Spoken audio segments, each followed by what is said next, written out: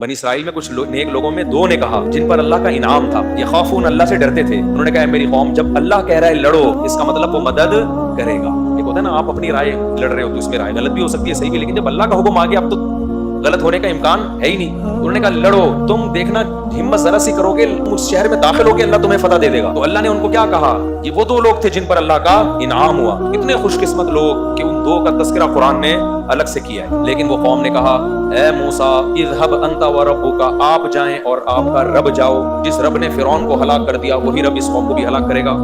इन्ना हा हुना काइदून, हम यहीं बैठे हुए हैं, हम देख रहे हैं कि पोजीशन क्या होती है। अगर फतह हो गई तो आ जाएंगे, नहीं तो हम यहीं ठीक है। किस कदर गुस्सा आया होगा मूसा अलैहि सलाम को, आप सोचो यार, कि तुमने फिरौन का गर्क होना देख लिया। तो इससे पता चलता है भाई, चंद अफराद से कौमों की तकदीर के फैसले नहीं होते। चंद अफराद तो वहां भी नेक थे, कौम को देखा जाएगा। चार आदमियों के ठीक होने से कौम ठीक नहीं होती। तो मूसा अलैहि सलाम ने जब ये सुना ना, मूसा अलैहि सलाम ने कहा अल्लाह मैं थक गया।